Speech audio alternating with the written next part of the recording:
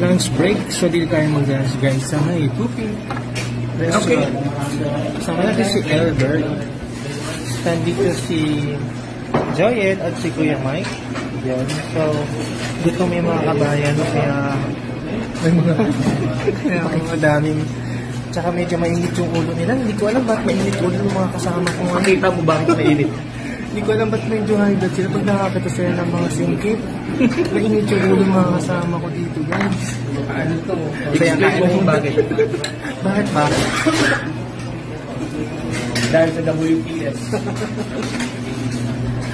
Dahil sa WPS pala. So, kain naman tayo, guys. Meron wala. Okay lang yung mga shade si Joyet. So, busog sa mga kabayan. Nabusog ka, Albert? Saka si Joyet. Nabusog si Albert kasi ano lang niya. Ayaw nang kumain ng kangkong.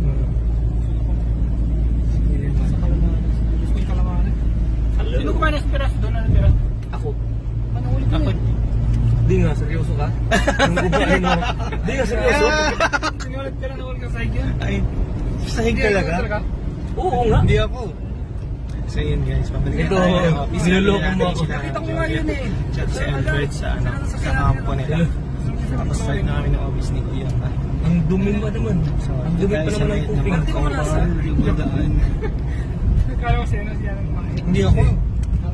Ako kumain nun eh. Sa susunod no, palabunutan ng ano, ng ATM.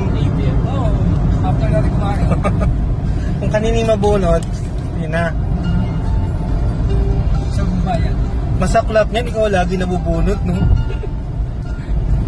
Kasi yung in-order ang laki pa ng review.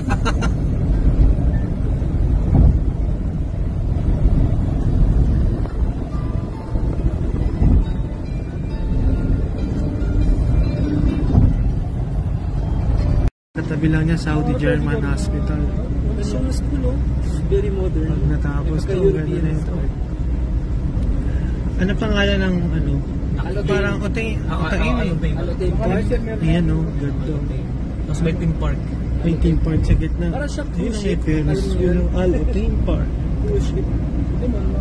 Tsaka may cruise ship yan. Ayun o, Parang barko. no? Parang barko yung isang Ayun, pakabo. Grabe. Okay, lahat.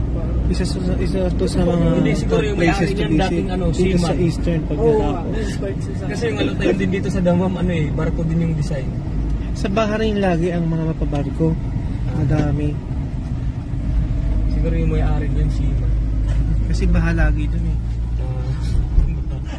Bahrain! At yun na nga guys, nandito na tayo sa ating workplace. So, sabi ko kanina, sayang dapat gumawa ako ng isang quick content doon, dire-diretso na kahit one take shoot para makasama natin, makakausap si Albert at si Joyet sa ating content. But sabi ko, ay pwede pa lang pagsamasamahin yung mga naging my story ko. Kaya yun. So, dito na natin tatapusin yung ating content. And I hope sa susunod na mga linggo na makakasama natin sila for lunch, gagawa ko ng content kung saan kami kakain.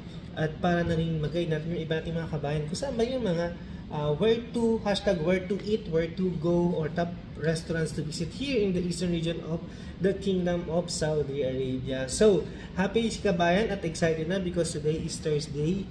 Ang weekend dito ay Friday, Saturday. So, walang pasok bukas. Pwede tayong magpuyat manood. At kung meron tayong makakasama lang sa labas mamaya para mag-dinner or magkape-kape at makapaggawa din tayo ng content para sa ating channel or TikTok contents na rin. So, shoot na tayo agad later. So, with that, ito po ulit ang inyong kabayan, Aldrin Biglang Awa del Llamas, na patuloy at laging nag-iwan sa inyo ng verse na nagsasabing, it is more blessed to give than to receive. Thank you so much for watching. God bless everyone.